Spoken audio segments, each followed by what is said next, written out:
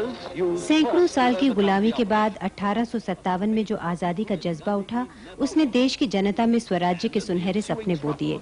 अंग्रेजों के दमन और अत्याचार के बावजूद एक बार जो आजादी की जंग शुरू हुई, उसने थमने का नाम नहीं लिया। लाखों लोगों का बलिदान और त्याग भला खाली कैसे जाता। क्रांतिकारियों की कुर्बानियां रंग लाई, गुलामी की जंजीर टूटी और लाल किले पर तिरंगा झंडा मुल्क की आजादी का ऐलान करने लगा। देश की आजादी से जुड़े ऐसे ही तमाम दीवानों को अपने लेखन का विषय बनाया उज्जैन के श्री कृष्ण सरल ने। सरल जी ने सुभाष चंद्र बोस, भगत सिंह और चंद्रशेखर सरीखे शहीदों पर महाकाव्य भी लिखे। इन्होंने यही विषय क्यों चुना? एक तो मेरे पूर्वजों का वो जो योगदान था स्वाधीनता संग्राम में, वो मेरे दिमाग में था। और दूसरी चीज ये थी कि जब मैं पैदा हुआ यानी उस समय जो क्रांतिकारी आंदोलन बहुत जोर से चल रहा था, तो ये सभी पृष्ठभूमि में थे। इसलिए मैंने अपने लेखन का विषय स्वतंत्रता संग्राम सेनानियों को और विशेष रूप से क्रांतिकारियों को चुना। इनकी पैदाइश ही आजादी की लड़ाई के दौर में हुई। इनका पूरा परिवार इसमें शहीद भी हुआ।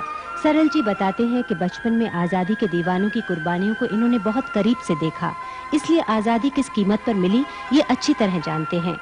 लिखते तो ये बचपन से ही थे, पर पुरुषोत्तम दास टंडन के सुझाव पर इन्होंने स्वतंत्रता सेनानियों पर लिखने का मन बना लिया। उन्होंने कहा कि शहीदों का क्षेत्र जो है अधूरा है, किसी ने लिखा नहीं है, तुम इस पर लेखन प्रारंभ करो। तो उन्होंने आशीर्वाद दिया, बल्कि भगत सिंह महाकाव्य का विषय भी उन्होंने बतलाया था। अब तक सरल जी की 112 किताबें छप चुकी हैं।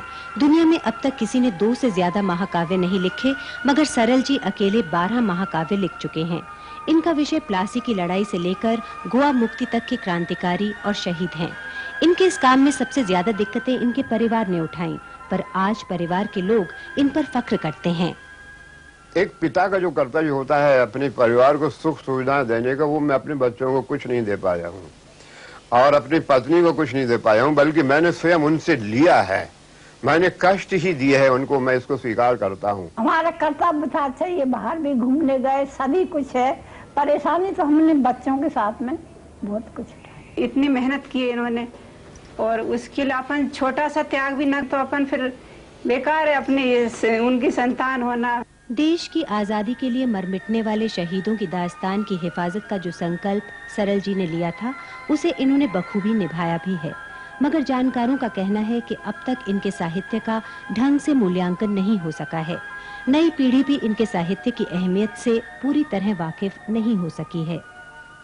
सरल जी का जो मूल्यांकन होना चाहिए और जो सम्मान उन्हें मिलना चाहिए, वो उन्हें नहीं मिला है। नई पीढ़ी टीवी जनरेशन है, दरअसल उन्हें जो वातावरण मिला है उसमें वो डिस्को और रॉक एंड रोल की ओर आकर्षित है। उन्हें क्रांतिकारियों या सरल जी जैसे क्रांतिकारी लेखकों से कोई सरोकार नहीं है। नवयुवकों के लिए बहुत कुछ लिखा है पिताजी ने। उसका सारांश यही है कि अपनी शक्ति का दुरुपयोग मत करो, सदुपयोग करो। शहीदों पर लिखी अपनी किताबें छपवाने के लिए इन्होंने घर का सामान तक बेचा और किसी मुनाफे के बगैर उसे स्कूल और कॉलेजों में जा जाकर बेचा।